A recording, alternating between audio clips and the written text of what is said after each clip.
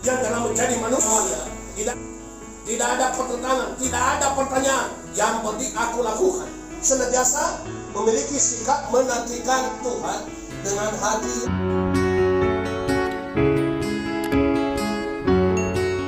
Shalom Bapak Ibu yang dikasihi oleh Tuhan Yesus. Ada sukacita? Amin. Puji nama Tuhan. Selama berjumpa kembali di dalam rumah Tuhan, dan selama berjumpa juga di live streaming ini kepada saudara-saudara, hanya Tuhan memberkati saudara-saudara. Saudara-saudara yang dikasihi oleh Tuhan Yesus Masya, oleh Tuhan Yesus, kita akan membaca firman Tuhan di dalam kitab Mazmur 37 ayat 1-12. Nah, saya membacakan di dalam Alkitab terjemahan Indonesia Literal Translation. Demikian firman Tuhan dari Daud. Janganlah marah karena orang yang berbuat jahat, jangan iri hati karena orang yang berbuat curang, karena mereka segera layu bagaikan rumput dan pudar bagaikan tumbuh-tumbuhan kecil yang hijau. Percayalah kepada Yahweh dan lakukanlah yang baik.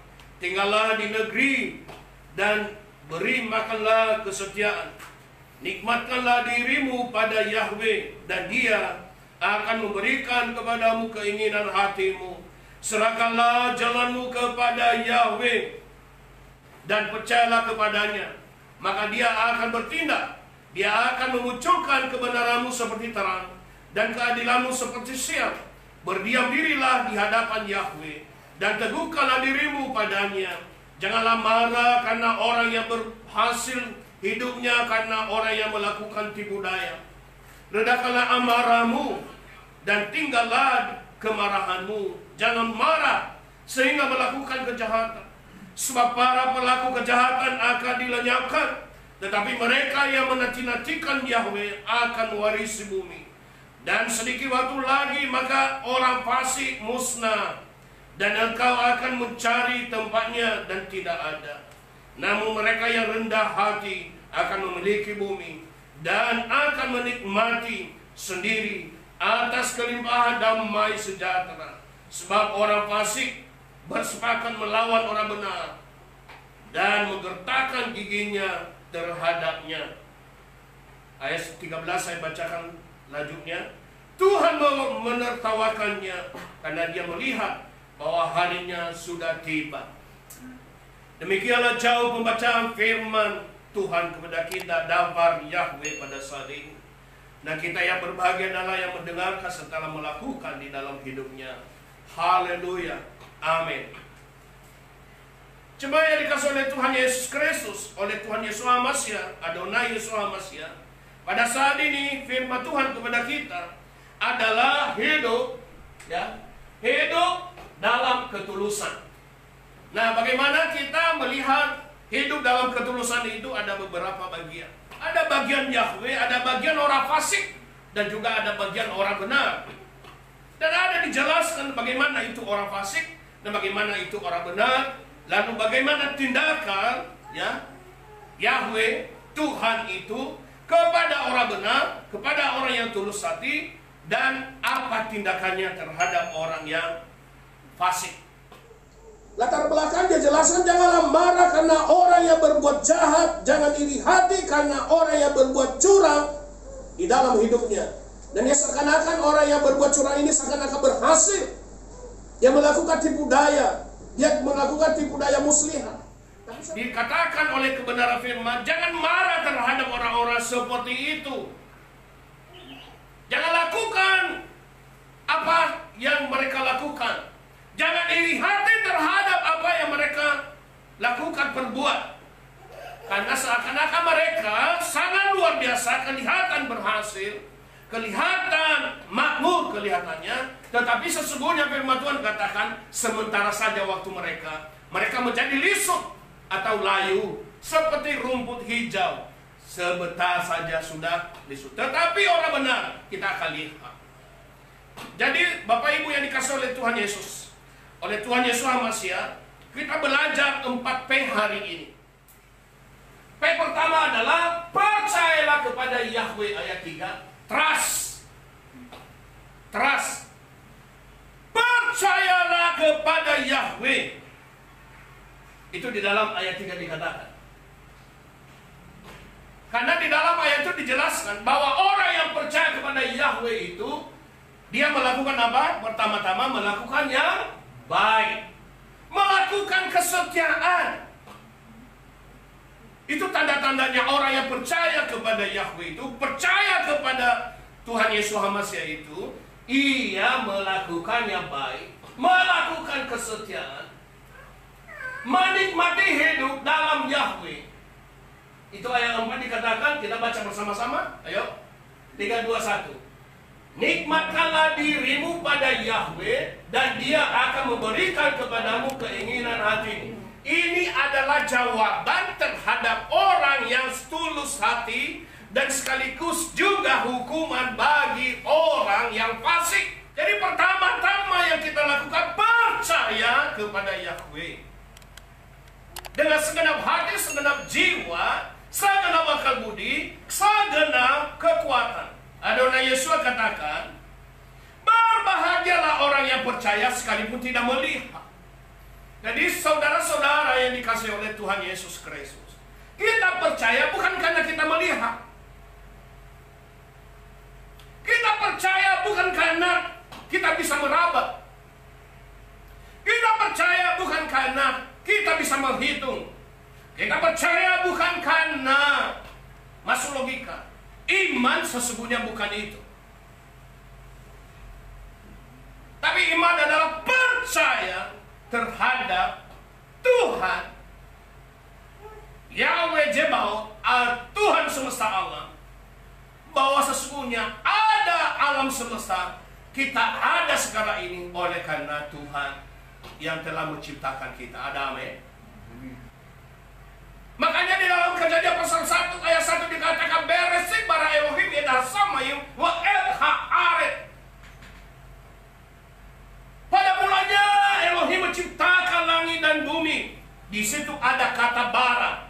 Tuhan menciptakan dari yang tidak ada menjadi ada. Apalagi sekarang sudah ada. Tinggal kita menikmati. Itu makanya dikatakan, nikmatkanlah dirimu pada Yahweh. Dia akan memberikan kepadamu keinginan hatimu. Beda dengan orang fasik. Orang fasik tidak dia bisa menikmati hidupnya di dalam Yahweh. Dia nggak bisa menikmati kebahagiaan. Dia nggak bisa menikmati shalom di dalam Yahweh itu. Kalau kita mau banyak tantangan, banyak pencobaan, kita tetap akan menikmati di dalam Yahweh itu.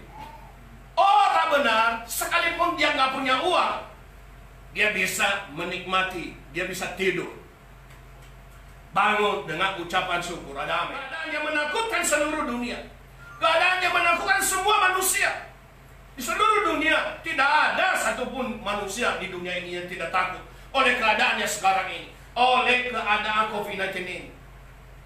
Tapi selama 9 bulan ini juga Dia telah memelihara kita. Ada amin. Walaupun dengan cukup.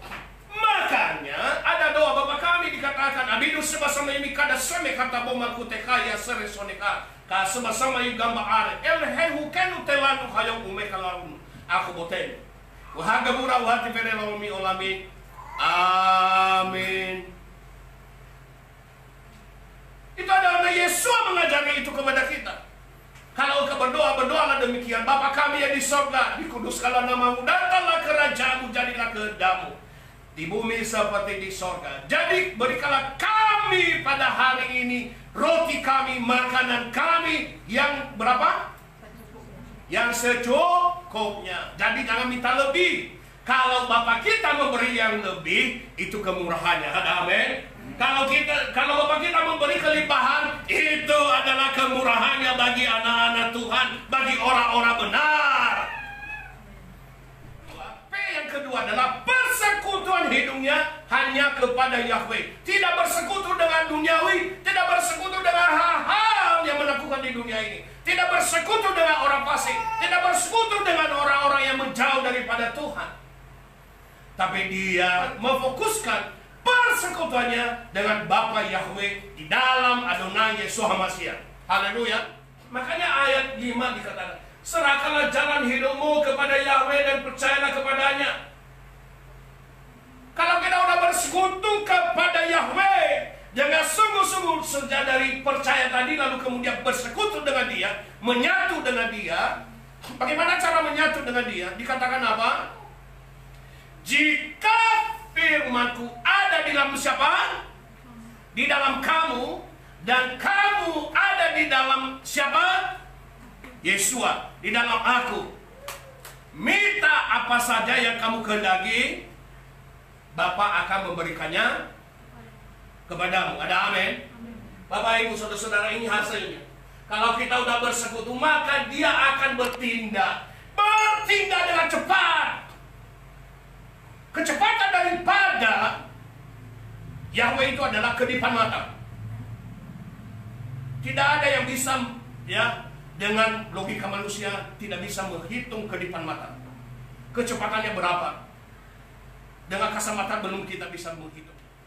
Dia akan memunculkan apa? Memunculkan kebenaranmu seperti terang, dan keadilanmu seperti siang. Weh, ini hasil yang luar biasa.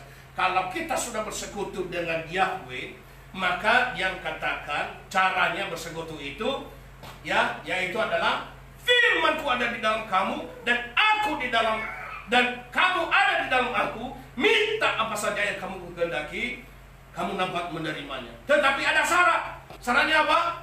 Harus menjadi garam dan terang dunia. Itu makanya dikatakan apa? Akan muncul terangmu seperti siang. Jadi keadilan. Bapak kita itu adil. Dia adil terhadap orang benar, Dia akan memberkati. Dia adil terhadap orang fasik, Dia akan hukum. Itu keadilan. Jadi persekutuan, fellowship. Fellowship itu. Jadi makanya kita penting fellowship. Bagaimana caranya kita tahu bahwa kita fellowship? Yaitu cinta firman, cinta doa. Sebelum melakukan segala sesuatu, memulai dulu dengan doa. Hal yang ketiga, patuh kepada Yahweh berkarakter. Orang yang patuh kepada Yahweh itu berkarakter. Ini yang disebut dengan obey. Unsur iman yang ketiga adalah obey. Patuh. Patuh itu taat.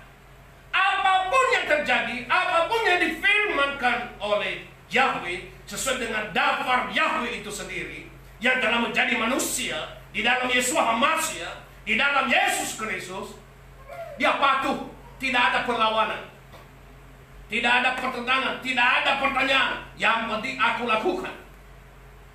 Orang yang patuh itu senantiasa memiliki sikap menantikan Tuhan dengan hati yang tenang.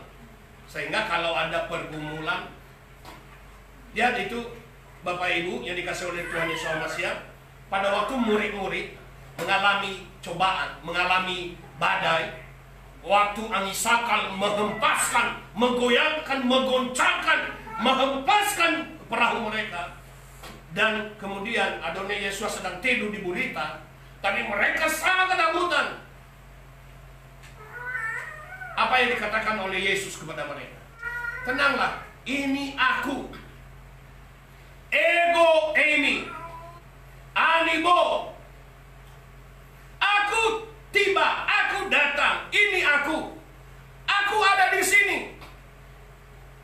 Ani. Makanya kata-kata di dalam Alkitab yang sering disalahartikan, orang berpikir Asher itu adalah nama Yahweh. Mereka berpikir bahwa Yahweh itu berasal dari kata Asher. Padahal itu aku ada, yang aku ada. Nah, nama yang aku, nama daripada Asher itu adalah, namanya adalah Yahweh. Kalau orang udah lemah lembut, itu menimbulkan tulus hati, tulus hidupnya, mengalir hidupnya. Menunggu dengan sabar sampai Tuhan bertindak. Kita ingat seorang wanita pendarahan, yang ada yang 12 tahun dan ada yang 38 tahun. Sampai Tuhan bertindak baru dia berhenti. Kita ingat wanita Kanani, sampai Yesus bertindak baru dia berhenti. Sampai Adonai Yesus mengatakan, Yesus Kristus mengatakan kepadanya, Aku tidak pernah melihat iman sebesar ini dari orang Israel. Padahal dia bukan orang Israel. Imanmu besar. Jadi imanmu besar itu, beberapa minggu yang lalu saya katakan emunah gadolah. Saya jelaskan, iman yang besar itu adalah emunah gadolah. Iman yang besar. Iman emunah gadolah itu adalah melebihi alam semesta ini. Makanya Adonai Yesus katakan, kalau kamu memiliki iman sebiji sesawi itu udah besar. Kamu bisa, bayangkan itu, iman sebiji sesawi bisa memindahkan gunung. Apalagi sebesar jagung, apalagi sebesar biji kelapa, apalagi sebesar alam semesta ini. Dan milikilah emunah gadol, milikilah iman yang besar, katakan amin. Dan kalau sudah memiliki itu, maka pasti menjauhkan diri dari yang jahat. Sehingga tidak ada lagi sifat-sifat orang fasik di dalam hidup kita. Jauhilah yang jahat dan lakukanlah yang baik, maka engkau akan tinggal selama-lamanya. Luar biasa.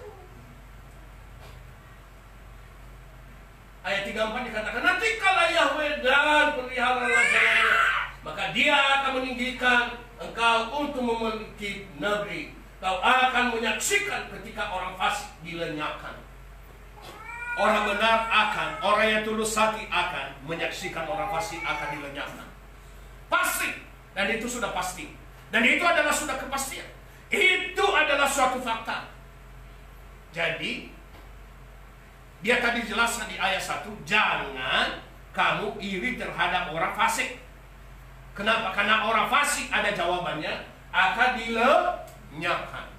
Biarin aja dia berhasil, biarin aja dia menikmati. Nggak apa-apa kan dia kaya raya sementara waktu. Tetapi kita akan menikmati hidup kekal selama-lamanya di rumah Bapa di sorga. Ada amin? Jangan sampai itu hilang kepada kita. Memiliki kerendahan hati, upanya akan memiliki bumi. Menikmati sendiri atas kelimpahan damai sejahtera. Harus mengucap syukur. Lebih baik sedikit pada orang benar daripada berlimpah-limpah pada orang fasik. Luar biasa ini. Hai orang fasik, hei orang fasik. Saya mau mengatakan, firman Tuhan katakan, lebih baik sedikit kepada orang benar daripada berlimpah-limpah kepadamu orang fasik. Siapakah engkau orang fasik? Orang fasik adalah orang-orang yang menjauh daripada Bapa Yahweh. Orang fasik adalah orang-orang yang menjauh daripada Tuhan. Orang fasik adalah orang yang selalu mengutuk orang lain. Orang fasik adalah orang yang selalu menzalimi orang lain. Orang fasik adalah orang yang selalu menindak orang-orang yang kecil. Orang fasik adalah orang-orang yang selalu menindak orang-orang minoritas. Kalau orang benar itu walaupun dia mayoritas, dia melindungi. Dia melimpahkan, dia berbagi. Dia berbagi damai sejahtera. Dia berbagi sukacita. Memiliki ketulusan hati. Yahweh mengetahui hari-hari orang yang tulus, dan harta warisan mereka tetap utuh selamanya. Luar biasa. Ayat 19 dikatakan, mereka tidak akan malu pada masa kesukaran, dan mereka tidak akan mereka akan dikenyangkan pada masa kelaparan. Oh, itu lagu kedua kita. Tidak takut pada masa yang kering. Tidak takut pada masa yang kering. Kenapa? Karena mengandalkan Tuhan. Memiliki kemurahan. Ini karakter-karakter orang-orang yang tulus hati. Sepanjang hari dia bermurah hati dan meminjami, dan kekurangan dan keturunannya menjadi berkat. Jadikan keturunan kita menjadi berkat. Ada amin? Yang terakhir, P yang keempat, pengenalan atau pengetahuan kepada Tuhan membuat dia setia. Knowledge. Jadi unsur iman yang keempat adalah, yang pertama sebetulnya adalah knowledge, pengetahuan. Pengetahuan akan Tuhan. Di dalam Amsal pasal 1 ayat 8 dikatakan apa? Takut akan Yahweh adalah permulaan pengetahuan, tapi orang bodoh menghina didikan dan hikmat. Knowledge-nya. Ayat 25, ini luar biasa. Itu Daud mengatakan, dahulu aku muda, sekarang telah menjadi tua, tapi aku tidak pernah melihat orang benar ditinggalkan ataupun keturunannya meminta-minta roti. Jadi ada pengetahuannya tentang Tuhan. Dia melihat, dia menyaksikan bahwa ternyata dari muda orang benar itu sampai dia tua tidak menjadi peminta-minta, malah justru keturunannya mewarisi bumi.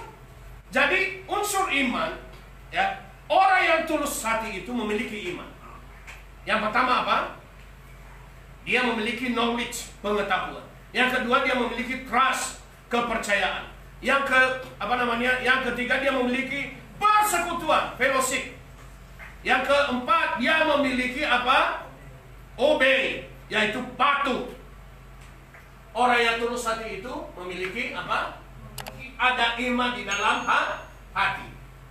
Dan iman itu menimbulkan pengetahuan. Unsur yang pertama. Yang kedua, dia memiliki apa? Trust, kepercayaan. Percaya penuh 100%. Yang ketiga, dia memiliki fellowship. Bukan cuma saja dia bersekutu dengan Bapa di surga, tapi dia juga bersekutu dengan orang-orang yang bersama dengan dia. Tahu Bapak Ibu kenapa ini warnanya orange? Karena kadang-kadang dalam persekutuan ini banyak masalah, banyak persoalan. Kalau trust ini kan pribadi, ya hijau aja dia. Tapi kalau orange ini kadang-kadang banyak persoalan, banyak masalah-masalah dalam persekutuan. Banyak hal-hal yang tidak cocok. Tapi kita diajar untuk tetap harus bersekutu. Jangan bersekutu dengan orang-orang yang sefaham saja, yang cocok saja, yang selevel saja. Karena apa? Justru orang-orang yang berbeda itu mempertajam kita. Itu makanya Amsal 27 ayat 17 katakan, ya, besi menajamkan besi, manusia menajamkan sesamanya. Jadi perbedaan-perbedaan itu mempertajam iman kita. Amin. Yang terakhir adalah obey, patuh, taat, tunduk. Apa saja yang telah difirmankan, patuh, tunduk. Tidak ada perbatasan di dalamnya. Itu makanya. Nah, yang membuat kenapa ini merah, yang membuat kita patuh itu adalah oleh darah anak domba, oleh darah Adonai Yesua yang membuat kita patuh. Dan kalau ini ada dalam hidup kita 4P ini tadi. Yang pertama apa? P yang pertama, percaya dengan segenap hati kepada Yahweh. Yang kedua apa? Memiliki persekutuan. P yang kedua, persekutuan. Itu yang disebut dengan fellowship. Yang ketiga apa? Patuh, obey. Ada kepatuhan. Dan yang keempat apa? Ada pengetahuan. Jadi itu membuat kita akan tulus hati. Jadi kita tulus itu bukan karena kita banyak, bukan karena kita kaya raya, tetapi yang membuat kita tulus itu adalah unsur yang ada di dalam diri kita. Ada amin? Haleluya. Bapak yang memberkati.